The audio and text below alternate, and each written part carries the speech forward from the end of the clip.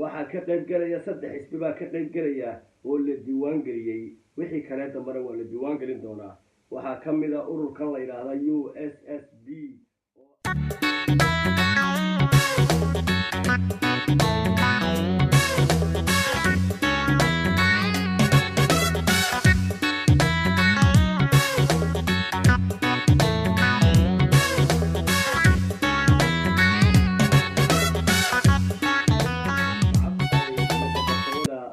baan salaamaya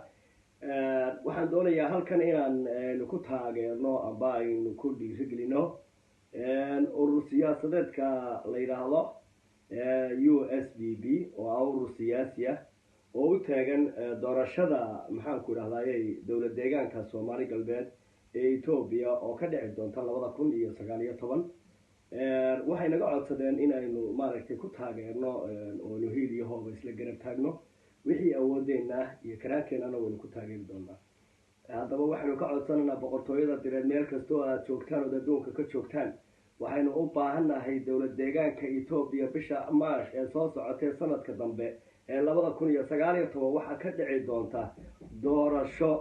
xor iyo xalaal ah siday sheegayaan maaragtay laga soo werinayo waxa dhici doonta doorashadaas dhici doonta waxaa ka qayb galaya 3 xisbi baa ka qayb galaya oo la diiwaan geliyay wixii kale dambe waa la diiwaan gelin doonaa waxaa ka mid ah ururkan la yiraahdo USSD oo ah maaragtay uu hogaaminayo maaragtay Dr. Saciid uu hogaaminayo oo nin aqoon badan ah oo deegaankana u soo halgamay run ahaantii maaragtay oo ka shaqeeya markastaba ka shaqeeya sidii uu horumarin lahaa dawlad deegaanka Soomaali galbeed ee Itoobiya haddaba waxaynu doonaynaa inaynu taageerno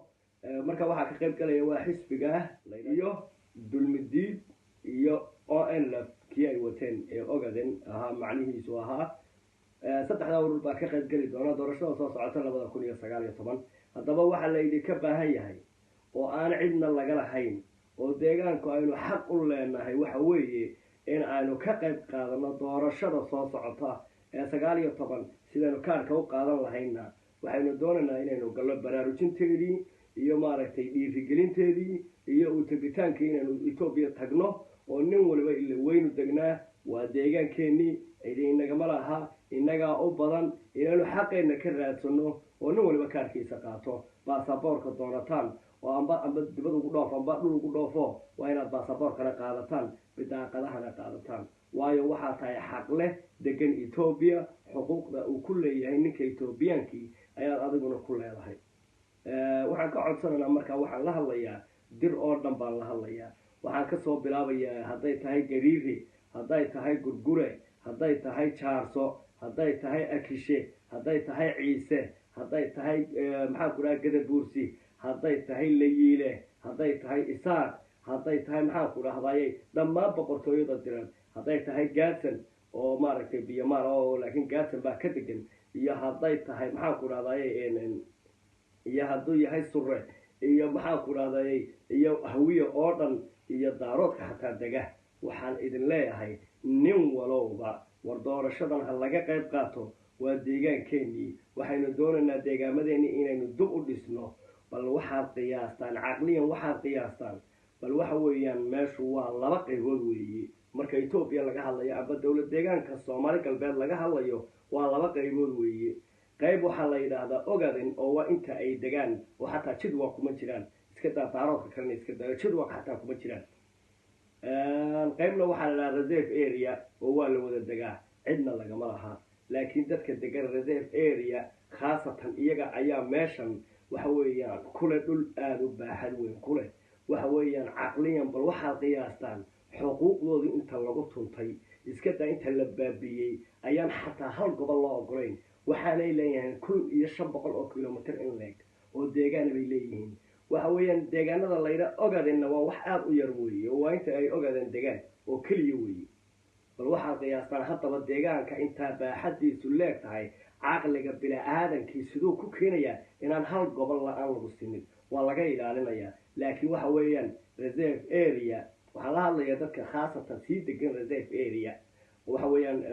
weeyaan xuquuqdiinii ahayd inaad 5 gobol heshaan amba 4 gobol aad heshaan xataa hal gobol lagu qoori maayo wan gobol xataa lagu qoori maayo adigoo xaq u leh oo deegaankaaga ay tahay oo iska daa xataa dowladda Itoobiya iyadoo dowlad baahayn ayaad noloshiina ku soo nooleedeen meesha oo aad deganeydeen oo ay ahayd deegaankeenii oo ay ahayd halkayna ku nooleynay dadkeenii iyo ubadkeenii iyo carruureenu ay ku korayeen ay ahayd maanta nimintu soo haytay doonaya inuu waagaan intuu ku dul jeexdo oo ku yidhaahdo aniga ale meeshano anigaa ka taliya oo ku yidhaahdo haddaba waxaan idin leeyahay waar kaalay oo caqli xumada iyo maaragtay maxaa kula damiir xumada la idinkula dhaqmayo iska celiya bini aadan baa ilaahay idinka dhigay oo idinku nooleeyo deegaankiinii aad maxaa ku dhahday inay yaroo qaydkiina oo maxaa ku dhahday dad korkaaga ku calaamadinaya oo maalina ubadkaagii laynaya maalina meesha kugu xidhaya kugu qufulaya maalina maxaa ku dhahday ku burburinaya oo dadkaagii laynaya waa caqli darrada weeyaan dadkeena haysata weeye iyo maxaa ku dhahday nasiib darrada ku dhacday weeye waxaynu u baahannahay ilaa 5 gobol inaad heshaan baa loo baahan yahay 5 gobol way xaq baad u leedahay kaama dhul badna kaama deegaan badna waynu isnaqaanaa wax tan iyo waagi kun iyo laga soo bilaabo maxaa ku dhahday qarnigan Itoobiya waa iyagoo noolayn waa dadkeena wax wada cunayeen iskilayni ma maanta ay dhalanayaan ma dad maanta soo dhashayba ma dad maanta soo dhashay oo yimiba ma dad hadda yimi oo noolba kuwii weligeed istilayni meel ahayn waxna wada cunayni ila rag wala istila waxna way wada cunaan kuwii nolosheena soo wada noolayn meel ahayn maanta intuu shaad dawladeed ku soo xidho kuraana deegaan kale xagee laga dhaga caqligaas xagu ka yimid caqliga xagee laga keenay balidikeedii weydiiyay xagee laga keenay haddaba taa waxaynu ku ilaaweynaa taasi aynu xaqeena u helno haddii ay suuro geli weydo dee reserve area jeebkaasaynu ku sidanaa adduunkoo dhanna way ka rajisgaraysan tahay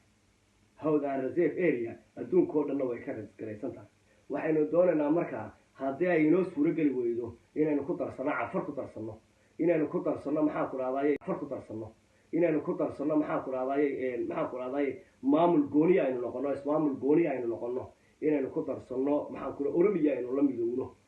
midowno amba aynu digriga la midowno xaq baynu u leenahay sharciga Itoobiya sidaas u dhigaya haddii la heshiin waayo nin waliba bartu doono la midoobaya oo la heshiinaya haddaba waxa weeyaan inagu xumaanta inta la geli mayno waa dadkan waa dad walaalaheena waa dad aynu wax wada leenahay waxaynu u baahannahay haddaba si aynu xuquuqdeena aynu uga heli lahayn aynu dadkeena aynu uga soo dhacsan lahayn arrintan waxay ku socotaa dir oo dhan bay ku socotaa